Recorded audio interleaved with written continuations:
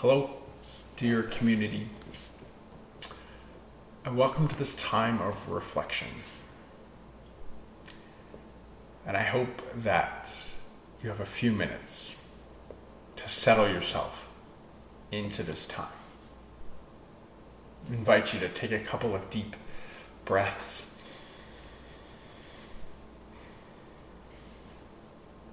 And settle yourself into a few moments of reflection and storytelling. I'll start by reading the story of the road to Emmaus again. Now that same day, two of them were going to a village called Emmaus, about 7 miles from Jerusalem. They were talking with each other about everything that had happened. As they talked, they discussed these things with each other. Jesus himself came up and walked along with them, but they were kept from recognizing him. He asked them, "What are you discussing together as you walk along?" They stood still, their faces downcast. One of them, named Cleopas, asked him, "Are you the only one visiting Jerusalem who does not know the things that have happened there in these days?" "What things?" he asked. "About Jesus of Nazareth," they replied. "He was a prophet, powerful in word and deed before God and all the people. The chief priests and our rulers handed him over to be sentenced to death, and they crucified him. But we had hoped that he was going to be the one to redeem us. And what is more, it is the 3rd day since this took place." In addition, some of our women amazed us. They went to the tomb early this morning, but they didn't find his body. They came and told us that they had seen a vision of angels who said he was alive.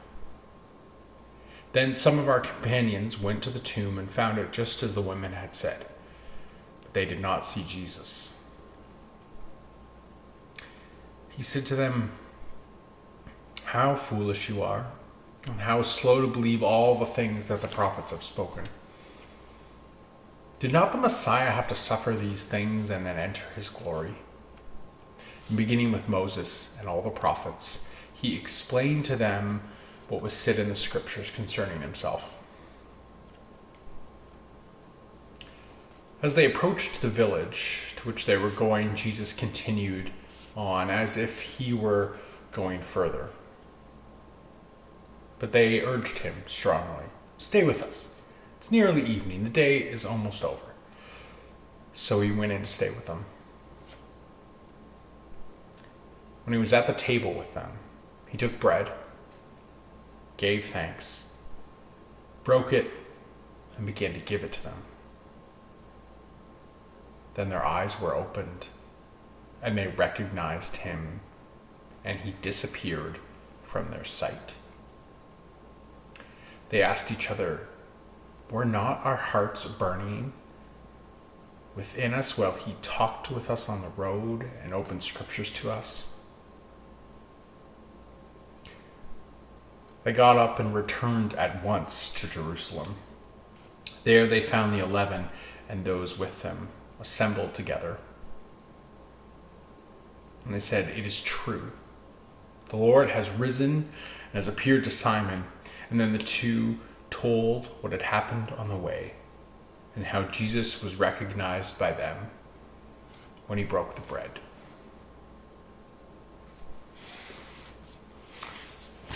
I invite you into a time of silence, a time to be still, to reflect on this story, and to listen to the unknowable love that is found around us and within us. Let's be still together.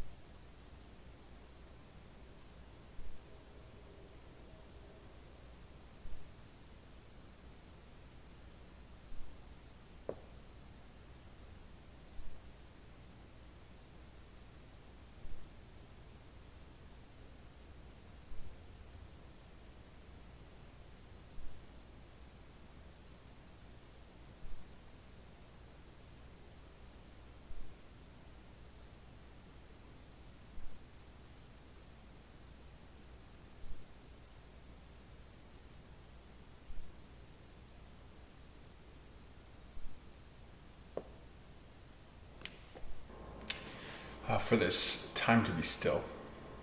We give thanks.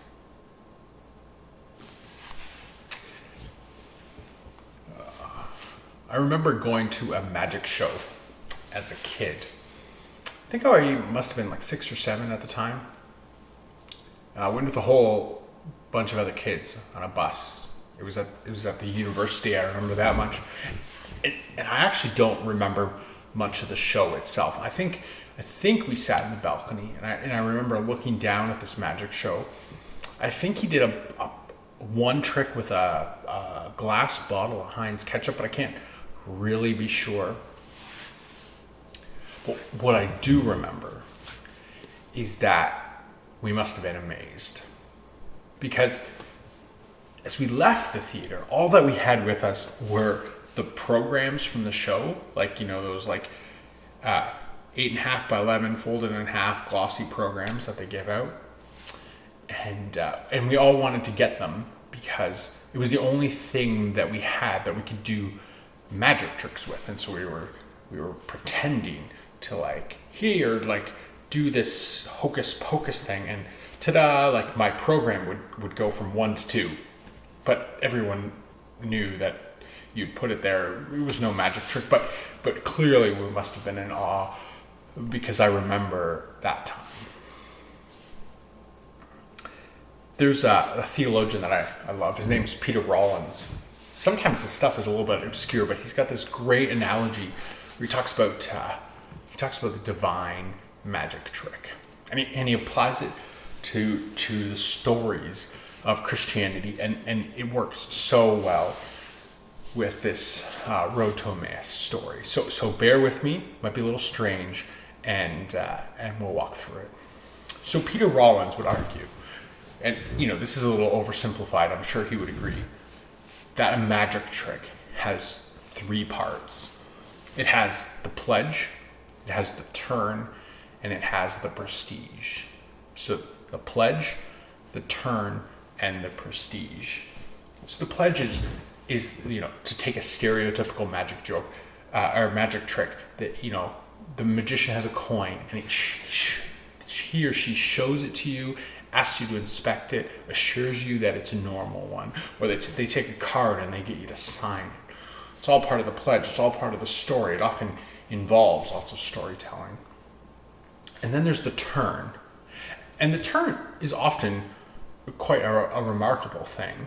The coin disappears, or the card is unexpectedly ripped in half, or on and on. There's all sorts of different examples, but something happens, and the turn is something special, but the turn is actually not enough. Like if we only went to a magic show and we just saw a bunch of things disappear, probably lose its allure. It's the prestige that is really astounding. This is the moment where the coin comes back, or the card is found in your pocket, or the coin is found behind your ear. This is the prestige. This is the moment when the trick really shines. And Rollins wonders if maybe that's what's going on in Christianity. Like, what if we saw it in some way as like a divine trick? Not that God is up to doing magic tricks, but what if we understood it in these terms? What if there's something happening here?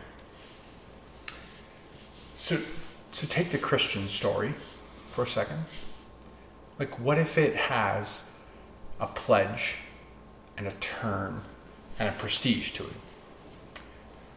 The pledge is the stories and the parables of Jesus, right? He paints this picture of what the world could be.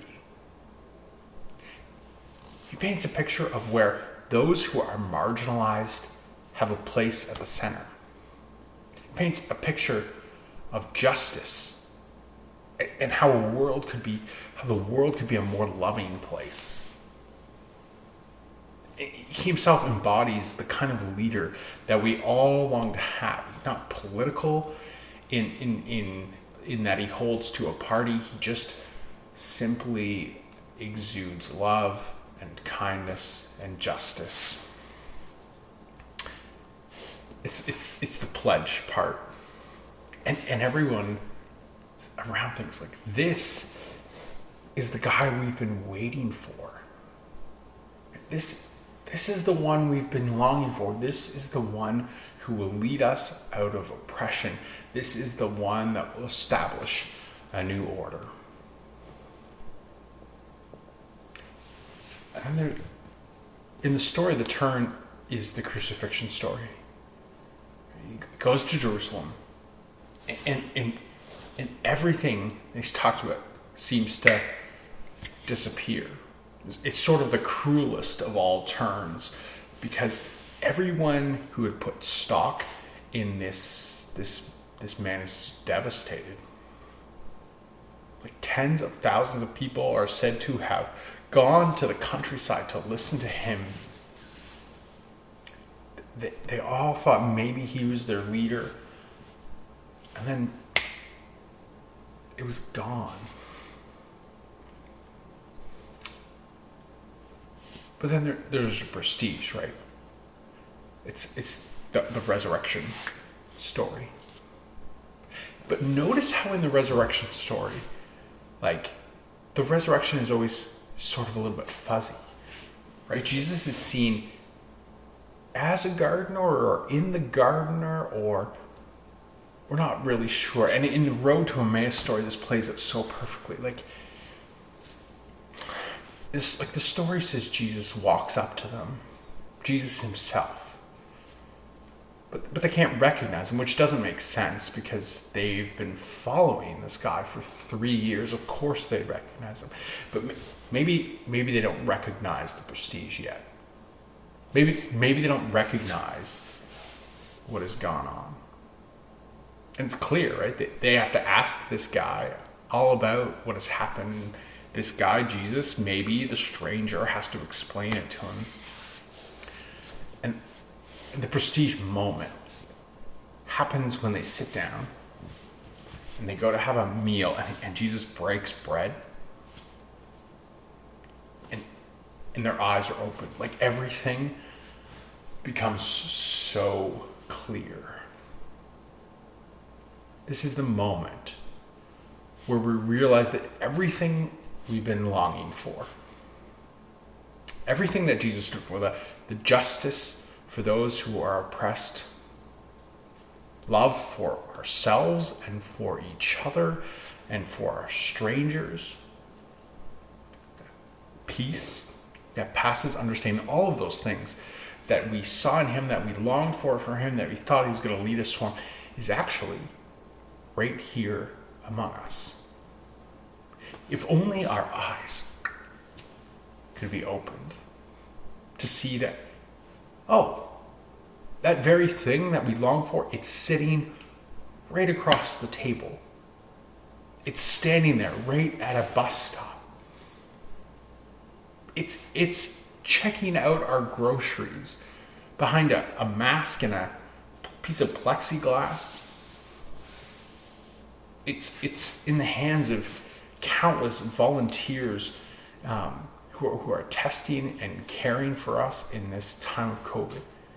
Like, if only our eyes could be open. If only we could see this prestige, this moment that happens again and again, not just sometime long ago, again and again, where the divine is among us. Like, for me, this story is right at the heart of what we do. When we gather together, and hopefully there'll be a time again soon, we are invited to see the divine in each other. And then we're encouraged to go out and see it in the world. Because what this world needs, the way this world is going to heal, the way we are going to overcome oppression, the way we are going to stop fighting with each other, is when we begin to see that everything we've been longing for, everything that we've been hoping for, is right there. In the person across the road, in the person across the table. It's in the person that we stumble into. So how about you? What does this road to Emmaus story mean to you? In this coming week, I'm going to invite you to respond. This is an invitation to respond. Is there someone in particular in whom you see the divine? Is there some moment when this has happened to you, when your eyes were opened? Is there a poem? Is there a story that seems to reflect this for you? Is there a video clip that you've stumbled across that reflects this story? I'll send out more in the email that you'll get this link with, but I'd love to hear from you. Let's take a moment and pray. Great Spirit of love, like the pilgrims on the way to Emmaus, you journey with us through life. When we step tentatively through treacherous terrain, when we march defiantly for liberation, when we plod through uncertainties and confusion, when we dance with unbridled delight, there, great love, you accompany us, taking the same route and matching our pace. We offer these prayers, trusting that you reveal yourself to us on our roads to Emmaus, in the fellowship of this beloved community, and in the breaking of bread. And we pray these things in the name of the one who taught us to pray, as we say, Our Mother, our Father, who art in heaven, hallowed be thy name. Thy kingdom come, and thy will be done, on earth as it is in heaven. Give us this day our daily bread, and forgive us our trespasses as we forgive those who trespass against us. And lead us not into temptation, but deliver us from evil. For thine is the kingdom, and the power, and the glory, forever and ever. Amen. May your eyes be opened in the breaking of bread, in the walk down the street, in kindness shown to one another. And may this story be a challenge and a hope for you in the day and in the week ahead.